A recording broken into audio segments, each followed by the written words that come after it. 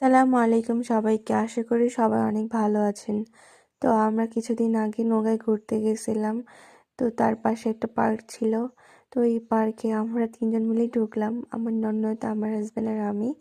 আর ফ্যামিলির বাকি সব রবীন্দ্র কাজের বাড়িতেই ছিল, ওরাও সেখানে ঘুরতেছিল। তো আমরা কিছু ভিডিও বানানোর জন্য এখানে আসছিলাম। তো ভিতরে ঢুকে দেখছি যে তেমন কোনো কিছু নাই, শুধু জবা ফুলের গাছপালা এই আর কি।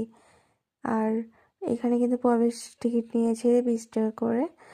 তো 20 টাকার মধ্যে আর কি আছে আর কি, মোটামুটি অত বেশি ভালো নাই কিছু দেখার মতো। তো খালি দেখতেছি জবা ফুলের গাছ আর জবা ফুলের গাছ। আমি তো ভাবলাম যে জবা ফুল বাসায় নিয়ে এসে চুলের মধ্যে দিব, কিন্তু যদি গেটের মধ্যে জরিমানা নেয় তাই আর জবা ফুল ছিঁড়িনি। একটা জবা ফুল ছিঁড়ে শুধু কানে দিয়েছি, ভিডিও বানাইছি। তো ওই যে ভিতরে ঢুকতে দেখছি একটা ওয়াটার ঝর্ণা, কিন্তু ওইটার মনে হয় নষ্ট, এখন আর আগের মতো হচ্ছে পানি পড়ে না। তো আমার পিচ্চি ননদ দোলনা দেখে দৌড় মারছে, এখন সেই দোলনার কাছে আমরাও যাচ্ছি। তো আমার হাজব্যান্ডকে বললাম যে একটু তুমি সামনে যাও, তোমাকে একটু ভিডিও করি। সে তো লজ্জার সামনে যাইতে যাচ্ছিল না। তো পরে ওরে বললাম যে একটু এদিকে তাকাও, খালি হাঁটে গেলেই হবে, একটু হাই বলো। তো সে তো খুব লজ্জা পাচ্ছে। তো এই যে আমার পিচ্চি ননদ দোল খাচ্ছে।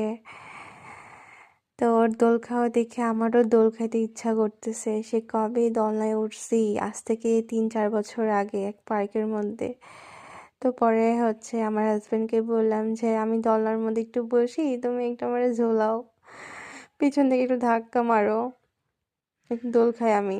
তো এই যে দোল টোল খাইলাম, তারপর দেখতেছি যে একটা নৌকা। তো নৌকার মধ্যে আবার কোনো মেশিন সেট করা নাই, এমনিতে দড়ি দিয়ে হচ্ছে দোল খাওয়ায়। তো এই যে আমার হাজব্যান্ড দড়ি দিয়ে দোল খাওয়াইলো, আমরা ঝুলতেছি। তারপর একটু আমার হাজব্যান্ডের সাথে একটু ভিডিও তৈরি করলাম পার্কের মধ্যে। আজকে ফ্যামিলির সাথে, প্রিয় মানুষটির সাথে ঘোরাঘুরি করে খুবই ভালো লাগছে।